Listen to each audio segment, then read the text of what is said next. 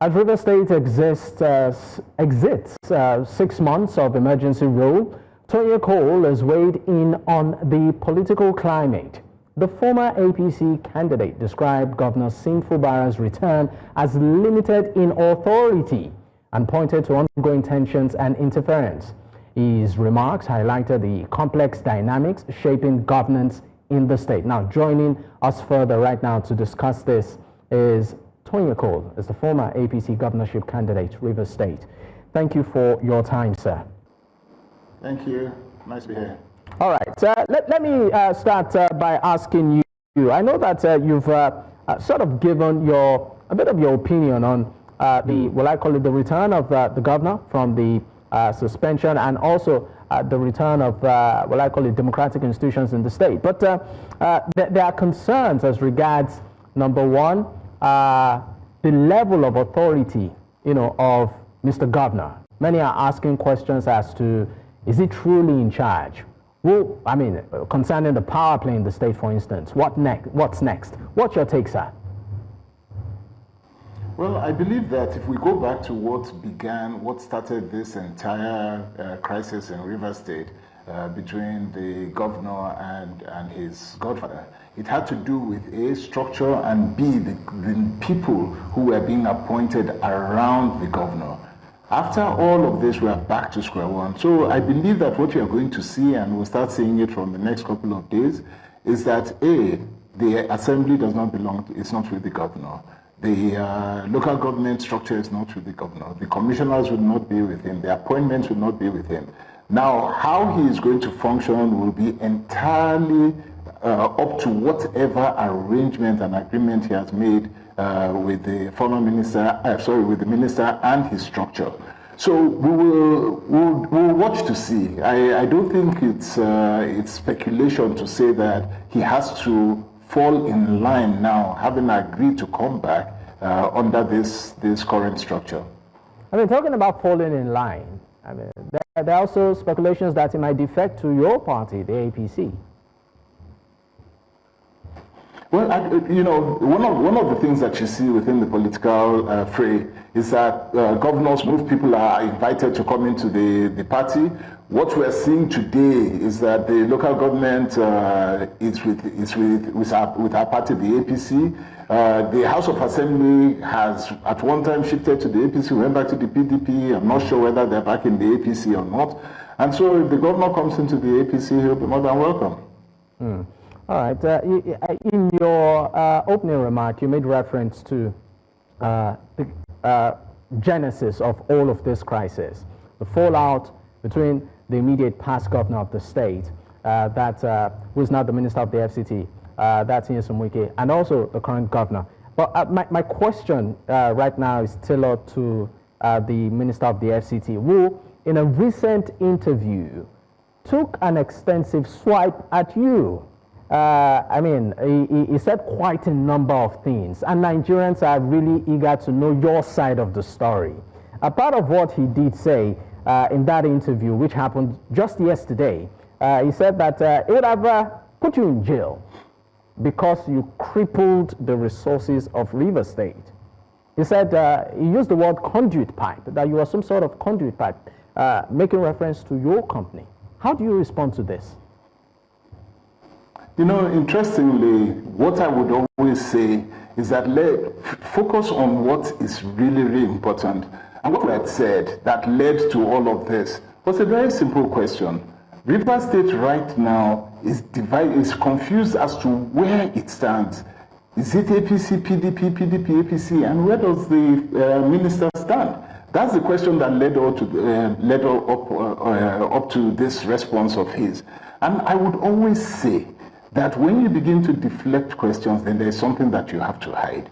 He knows very, very well that there's no case when it comes to stealing. It was absolutely unnecessary. So I've never bothered to go into that because the evidence is there completely. So I never bothered to try to explain this thing. All right, because so all of the reference he made to the state's gas turbine being sold for about $308 million.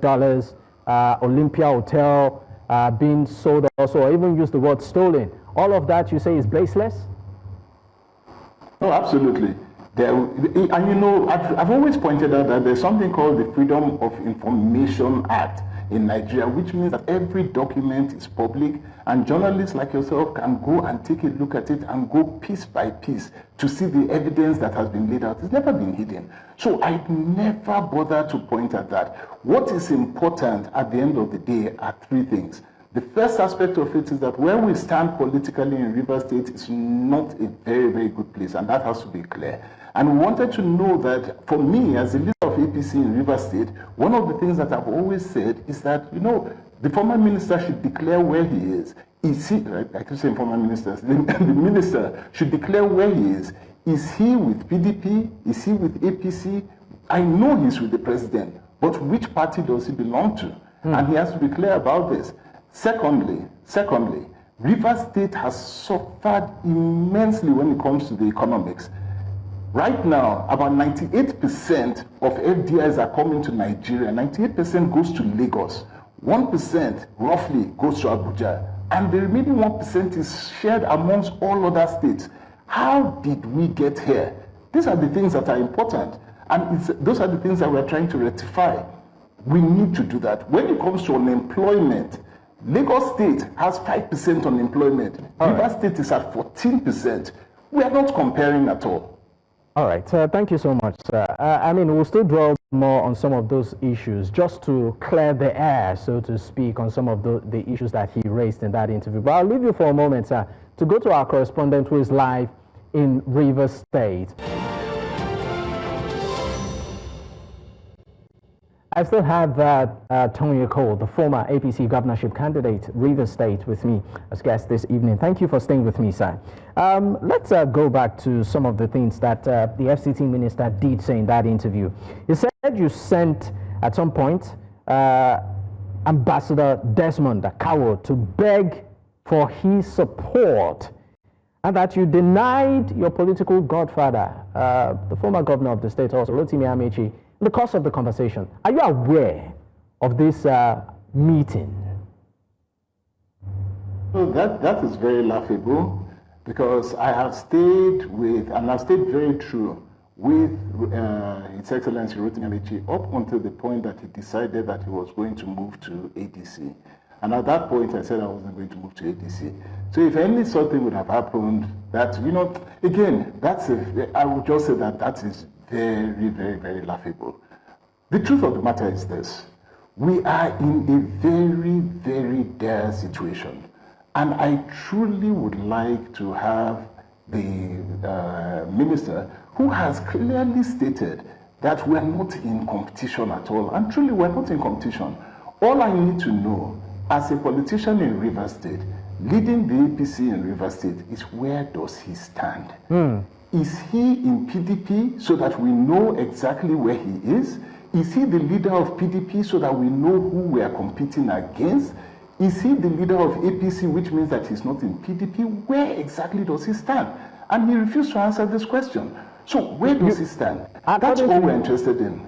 According to you, you want to know where he stands, so that all of this, maybe political confusion as to where his loyalty lies, will be set straight.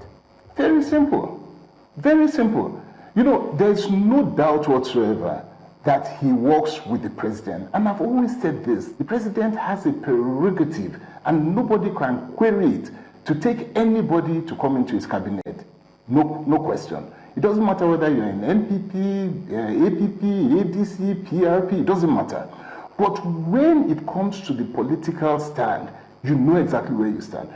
Now, what we don't know is that, is he PDP or APC when it comes to Rivers State? Because he is driving two vehicles. The vehicle of an APC led by, what's his name, Tonye Cole, and a PDP which I'm not sure is led by who. The governor has come back. Is the governor the head of PDP? I believe the minister said no, that the governor is not the head of PDP. So who is the head of PDP?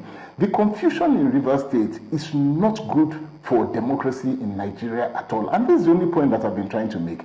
Can we address the issue at hand? Where do you stand? So that we know what we are dealing with. Politics is about having strong opposing forces. And those two forces go in, or three forces or whatever, go into an election, and they convince the people that the ideology they have, the ideas they have are working for the people. But where you have a situation where there's only one amalgamation of various forces, it can't work. We're trying to rebuild Rivers State. We're trying to rebuild APC in Rivers State. We're trying to make sure that Rivers State can truly begin to stand up to compete again. My brother, the indices across are bad. Child mortality, Rivers State is low. When it comes to that 100 deaths of 1,000 in Lagos, in Rivers State is 1,000 deaths. What are we talking about? All right. One thing also that the minister has, constantly emphasized is that he was able to sort of place the state at a vantage point. At some point, he even said to a level where he could favorably, while he was governor of the state, compete with a state like Lagos. Looking at his claims and with a bit of reflection to when he was governor, I mean, from your assessment, how would you say he performed as governor of Rivers State? And I'm talking of the FCT minister now. No problem. One of the best things that happened to me in life was to go to a place called the National Institute of Policy and Strategic Studies, NIPS. Because one of the things that we did was take a very deep look at statistics and numbers, and those numbers hardly lie. Please go and take a look at the statistics of unemployment in Lagos versus Rivers. Take a look at the issue of child mortality between Rivers and Lagos. But more importantly, get a land. You just go to the bank today, take your CFO from Rivers State, and go and try and get anything from the bank. They no longer honor CFOs.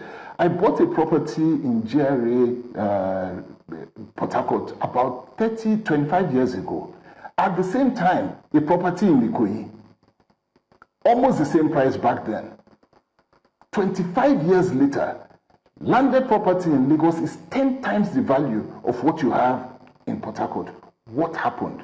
It doesn't matter what we say. When you start looking at the numbers, you know that there is a big problem. And the problem is real. This is what I'm there to address. I've come from a business perspective, I've come from an entrepreneurial perspective, I've come into politics because I know that it is time for us to begin to change those indices. And the indices can change, but Rivers State and Lagos State are not at par at all. Anybody saying so is deceiving themselves. We are not at par. We have work to do. Nyesom Wike. Sorry, I lost you. I said, how would you say he performed as governor, when he was governor? That's the minister of the FCT, Nyesom Wike. How would you rate his performance? Well, it depends. Look, everybody knows what they're good at. And it depends on what indices you are measuring. If you are measuring indices on bridges in Rivers State, Nyesom Wike built more bridges than anybody else. So if that's the indices that you are measuring success with, then you say he did very well. If you are looking at the indices of employment, that's different. If you are looking at the indices of the value of property over a period of time that goes down instead of going up, that is different. If you are looking at out of school children within the riverine area, that is different. If you are looking at young girls who are pregnant, teenage pregnancy, and how high it went in this period of time, that is different. There are indices of measurement. So you would have to tell me what we are measuring against. Are we measuring against roads? Are we measuring against, if that's what we are measuring against, then I have no doubt to say that he did very well. The flyovers are there. If we are measuring against education, if we are measuring against businesses that stayed or left Port Harcourt, if we are measuring against schools, if we are measuring against those health,